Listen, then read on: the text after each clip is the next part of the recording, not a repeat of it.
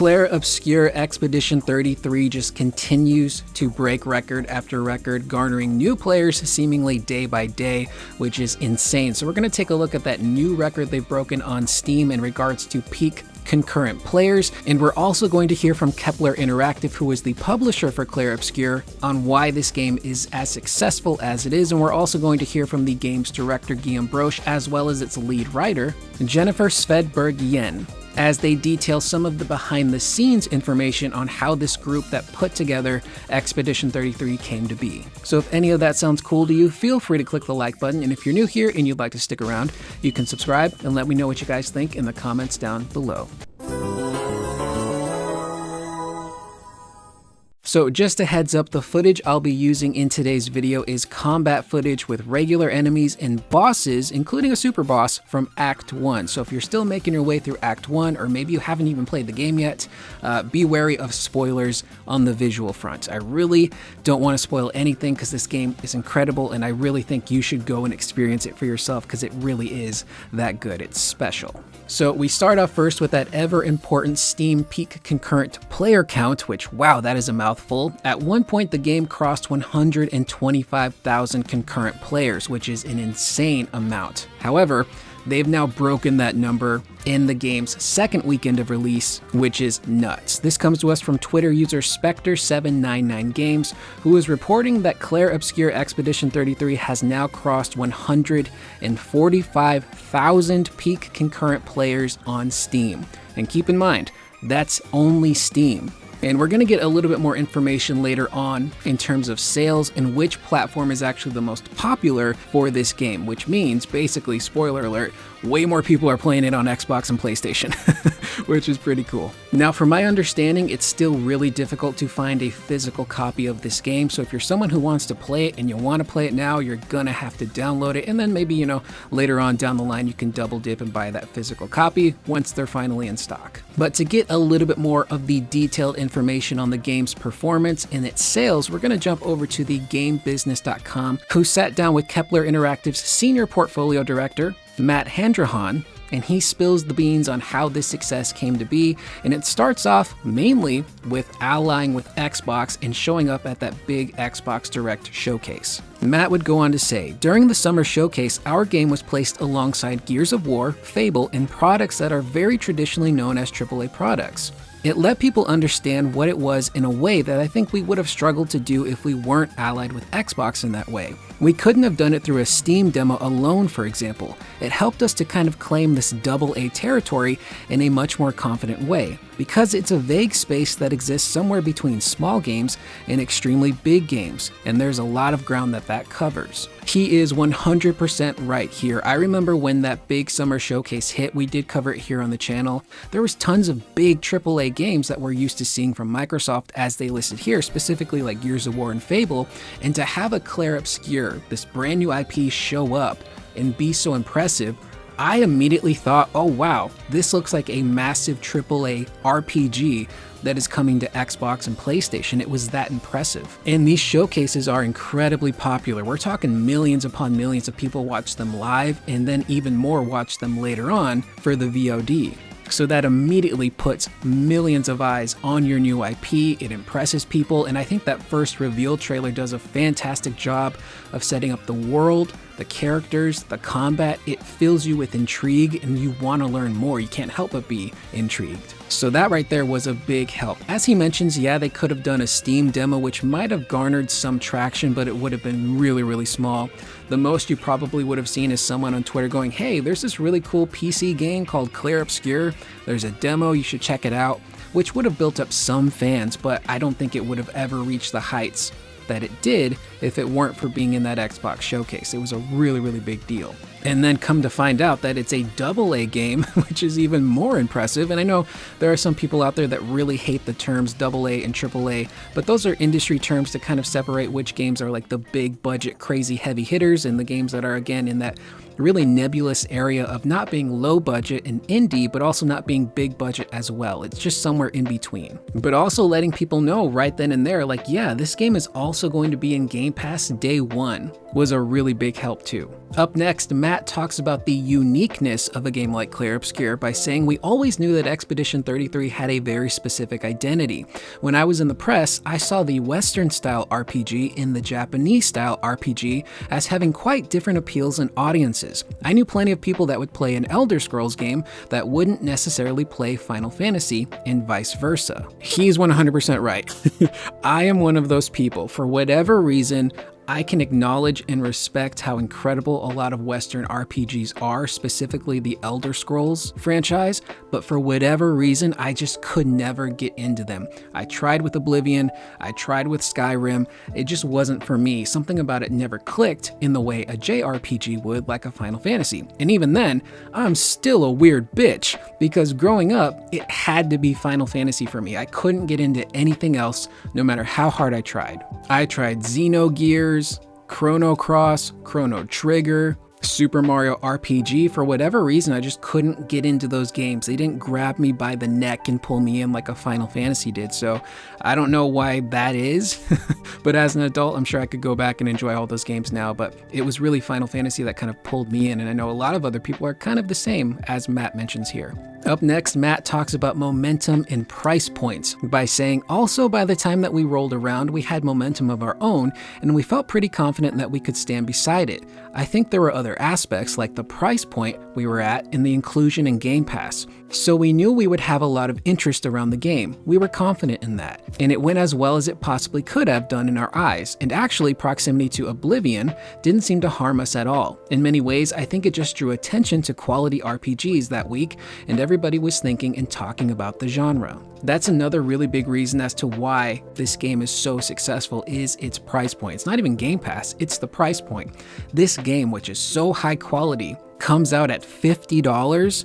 It's insane. In a day and age where game prices are going up and they're not coming down, to have a quality game like a Clair Obscur come out at $50, you really are getting your money's worth. And when it comes to gaming, it's something that started off as a hobby, but we're seeing more and more it's starting to turn into a luxury, especially with software and hardware prices going up. And again, hardware prices are fluid, those can change, but software, once that goes up, it very rarely ever goes down. Some of Nintendo's first-party IPs are going to be $80. Microsoft has already announced that this holiday season, their first-party titles will also be $80. Sony's the only one that hasn't raised their software prices yet. It will happen eventually, but thankfully, as of right now, Ghost of Yotei, which I'm really excited for, is slated to be $69.99, but I'm pretty sure at some point this year, Sony will also announce, yeah, we're gonna go to that $80 price tier too. But with money being so precious and tight, you really want to make sure that the thing you buy is worth it, and Clair Obscur is clearly worth $50. Hell, it's probably worth $60 to $70. It's that good, but $50 is just such a sweet price point for this game. Being in Game Pass is also a really big thing because it allows people to just try the game out for free, but we're going to get a little bit more information on that a little bit later. And to his point, the game also released the same week as the Oblivion remaster, which I think did kind of raise the profile of Expedition 33 because you had people online in videos and on places like Twitter saying like, man, is Expedition 33 going to get overshadowed by Oblivion? So by word of mouth, by mentioning the game, I think that also raised its profile. So funny enough, when it comes to publishers, there were other people who were interested in Expedition 33. Matt would go on to say, one of our executives received an email from a different publisher, who I won't name, saying that by the time they'd even started looking at Expedition 33, Kepler had already signed it. We were straight on top of it. If you find a game you like and you find a game that excites you, you really have to act quickly. There's a lot of good games, but the really remarkable stuff comes along relatively rarely. I am very curious to know who that other publisher was. Is it a bigger publisher? Is it another smaller publisher? Either way, they lost out big. And it's because Kepler was just so on top of this project that they saw it literally from the beginning. Matt, as well as the CEO of Kepler Interactive, saw this game in a very, very rough state. They gave their own notes on it. The team went and worked on it very quickly, came back, and what they worked on impressed Kepler. So they're like, okay, yeah, we will sign this game. We love what we're seeing. We believe in it, which is super cool, man, because this whole thing feels almost like a grassroots kind of thing where the dev team, which we're going to learn about a little bit later, how they were put together, but also to have a publisher like Kepler that wasn't necessarily concerned about money. They just saw the project, loved it, and believed in it, and were like, yeah, we want to get this out there, is incredible. Especially in this day and age where a lot of bigger studios really only care about money. How can this game make money for us? And what's nuts is if you really think about it, a Clair Obscur probably would not even get past inception stage at places like an Ubisoft or an EA, because the first thing those studio execs want to know is, okay, that's an interesting idea, but is this going to make us a lot of money? No? Then we're going to pass on it. And those people would be fools because the game is raking in cash because of how successful it is. It's nuts. So up next, we get a little bit of information on the 3 platforms that the game launched on, which was the most popular, which was the least popular. We get sales information, but we also get retention information, meaning how many people played this game on each platform and then decided to come back. So it turns out that 45% of the Expedition 33 player base is on Xbox, 30% are on the PlayStation 5, and 25% are on Steam. They also do mention in this article that Sony platforms tend to do a little bit better when it comes to JRPG type games, so that may have also helped it. And they also do mention the ever important Game Pass, which did result in a bigger player count, but there is a bit of a downside to that when it comes to retention. So in regards to average playtime for the game on Xbox, it came in at 2.2 hours, while PlayStation and Steam had 4.4 hours. So less people chose to come back on the Xbox version of the game, even though it was the most popular. And I think a lot of that has to do with Game Pass. It's a bit of a double-edged sword. You get your game out there, you get a lot of publicity, but it allows people to download the game, try it out for free, and if they don't like it, then they don't come back to it. So there's way less of a commitment there. But if you look at PS5 and Steam, the people that bought the game there, spent their $50, chances are they were committed from the get-go. They bought the game, they're going to see it to the end. Now it's worth noting that that data covers only the first 3 days of launch for the game. But if we quickly jump over to gamesindustry.biz, they have the numbers for the first 7 days of sales, except for Xbox. For whatever reason, Xbox numbers are not listed. I'm wondering if maybe that's because of Game Pass kind of changing the data. But if you look at the Steam sales in the first week, the game sold 785,000 copies. Absurdly high number.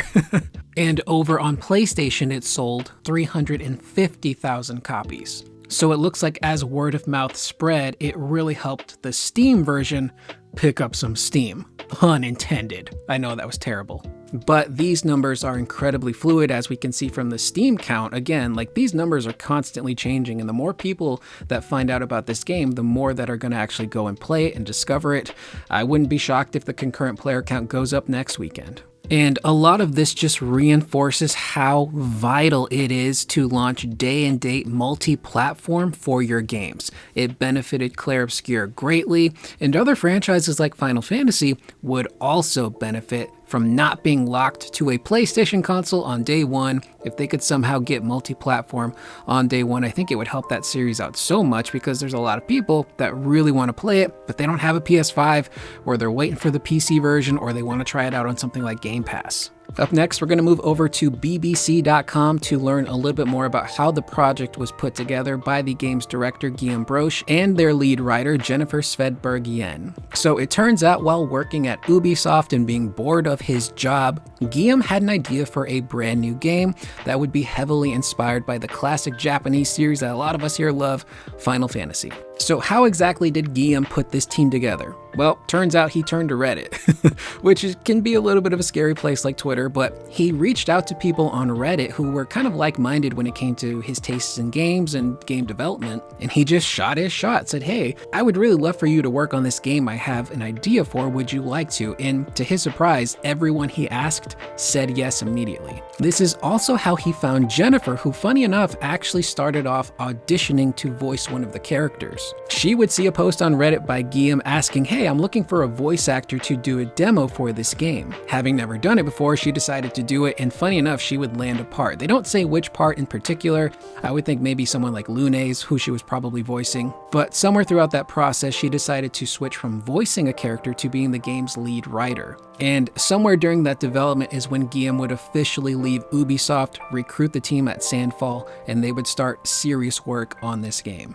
Now, it is important to say a lot of people are pointing out like, well, the game wasn't made by 30 people. Look at the credits. There are hundreds of names, which is true. However, when you're looking at the core development team that are actually making the game, programming it, it is around 30 people, which is pretty nuts. And we did previously cover how the game's composer, Lorien Testard, was found. He was found via SoundCloud, which is nuts. He was just making video game inspired music, posting it on SoundCloud. I think he had about 50 tracks, which was then posted onto a gaming forum that Guillaume liked to browse. Guillaume loved the music so much, he reached out to him and offered him the lead composer spot just based on his work on SoundCloud. So maybe those SoundCloud rappers are onto something, man. This is insane. Guillaume also does credit, in a weird way, the pandemic, since everyone was kind of working from home. Some people were really kind of reconsidering the things in their lives. Were they happy at their job? Specifically, Guillaume not being happy at Ubisoft, and a lot of his other, co-workers who would leave and join him decided to take the plunge and make this game and form Sandfall. Jennifer also mentions that everyone at Sandfall wears multiple hats, meaning you don't just have one specific job. Your chances are you're probably good at programming multiple things, so everyone's doing a little bit of everything. Eventually they would get backing from Kepler, which we covered a little bit earlier, and this is what would bring on a lot of the voice actors, specifically Charlie Cox, who plays Gustav, he's wonderful, and Andy Serkis. Andy frickin' Serkis is in this game, man. He's just a huge name within the world of acting, and they got him. Now, what's really interesting is that Jennifer English and Ben Starr, who are the voices of Mael and Verso respectively, were on a podcast recently. I believe it was one of the PlayStation podcasts, where they said that their auditions were blind, meaning they got the sides they had to read, they recorded their dialogue, they sent them in, and then Guillaume and Jennifer would just listen to the voice actors. They didn't get any names, no resumes, they just heard the performances. And that's how they casted everyone. Now, when it comes to Ben Starr, he's got such a distinctive voice, when it's Ben Starr. And he said eventually he got the call back and they're like, are you Ben Starr? Were you Clive in Final Fantasy? And he's like, yes. And then he got offered the role. Same thing with Jennifer English, who was also in Baldur's Gate. So this really is, again, like a very natural, organic thing. Everyone who was involved was clearly interested and very passionate. It wasn't just like it's a job. Let's see if we can make money. It's like, no, everyone genuinely cared when putting this game together. And this whole story, again, is just super inspirational. It's so much fun to talk about this game and cover it, just seeing how successful this group of developers are, people that wanted to do something different and pay homage to the things that they love. Final Fantasies, Personas, that kind of stuff. And to see what they were able to produce and how successful it is just sends a really great message of sometimes, man, I get it. Sometimes studio interference can actually be a good thing for some things, maybe a bit rare. But when you just let your developers cook, you could end up with something really incredible. So with that being said, that is the video. I am Curious Corduroy. Let me know in the comments down below what you guys think of how Clair Obscur Expedition 33 came together. It's a pretty impressive story, but was there anything in particular that stood out to you? For me, it's always going to be finding the composer on SoundCloud. What a get, because the music in this game is incredible, and it's probably going to end up winning Soundtrack of the Year at the Game Awards. It's that good. I will see you guys in the next video. Please remember to always be excellent to one another.